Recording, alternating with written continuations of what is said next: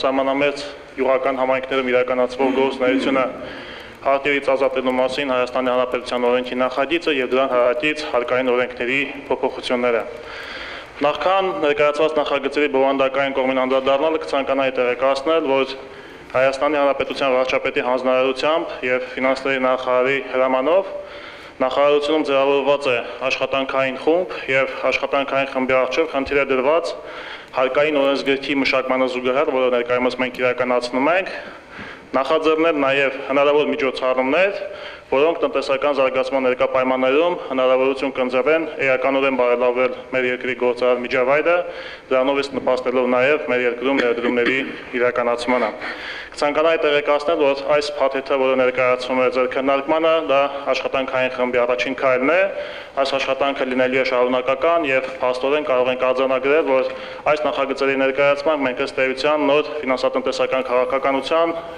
եւ մասնավորապես նոր հարկաբյուջետային քաղաքականության սկիզբ ենք արձանագրում։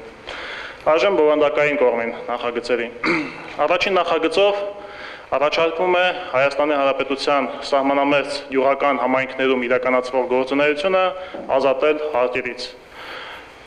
Արտոնությունը կվերաբերվի սահմանամերձ այն յուղական համայնքներին, որոնք ընդգրկված կլինեն կառավարության կողմից հաստատված ցանկում։ Ինչպիսի արտոնություններ է նախատեսվում կիրառել։ Արտոնությունները վերաբերվելու են ինչպես շահութահարկին, ավելացված արժեքի հարկին, այնպես էլ եկամտային հարկին։ Մասնավորապես, նախատեսվում է, որ սահմանամերձ յուղական համայնքներում կազմակերպվող արտադրությունը ազատվելու է ավելացված արժեքի հարկից եւ շահութահարկից, եթե կազմակերպիչը հանդիսանում է իրավաբանական անձ եւ արտադրության գործունեության արդյունքում իրացվող արդյունքից չեն վճարվելու ավելացված արժեքի հարկ եւ եկամտային հարկ, եթե տվյալ արտադրության կազմակերպիչը հանդիսանում է անհատ ձեռնարկատեր։ Այսինքն, այս արտոնությունը վերապահվում է անկախ այն հանգամանքից, թե սահմանամերձ յուղական համայնքներում կազմակերպված արտադրության արդյունքում ձևավորված արդյունքը որտեղ է իրացվելու։ Սահմանամերձ շրջանում, թե սահմանամերձ շրջանից դուրս։ Անկախ այդ հանգամանքից այս արտոնությունը վերապահվելու է։ Իհարկե նախատեսվում է նաև արտոնություններ առևտրային գործունեություն իրականացնող անձանց համար, մասնավորապես նախատեսվում է, որ առևտրական գործունեություն իրականացնող անձանց համար եւ այն գործունեություն իրականացնող անձանց համար, որոնք գտնվում են հարկման այլ ռեժիմներում, մասնավորապես արտոնագրային հարկի ռեժիմում, այս ազատումը եւս կիրառվելու է։ Բնականաբար, հաշվի առնելով, որ այս փաթեթը պարունակում է նաև որոշակի ռիսկեր, նախագծով նախատեսվում են նաև համապատասխան կարգավորումներ, որպեսզի այս արտոնությունը լինի հասցեական։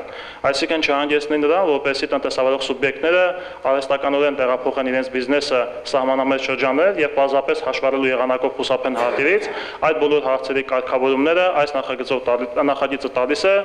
եւ մենք կարծում ենք, որ այս նախագիծը էական ազդեցություն է ունենալու հատկապես այդ տարածաշրջանների համաչափ զարգացման եւ տնտեսական ակտիվության խթանման կապակցությամբ։ Այս պահի տվյալներով, պարոն վարչապետ, կառավարության աջակցությունը կազմում է այս նախագծի արդյունքում շուրջ 2 միլիարդ,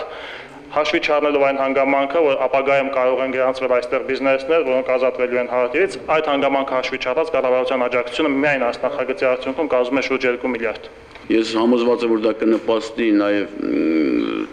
սահմանամերձ համայնքների, սահմանապահ համայնքների բնակչությանը նաև աշխատանքով ապահովելու եւ այնտեղ եթե բիզնես ծրագրեր իրականացեն, փաստորեն կբացվի նոր աշխատատեղեր եւ սա արագ կխնդրենք ազգային ժողովին, որ այս օրենքը, այս փաթեթը, որը տանել ենք, արագ ընդունենք։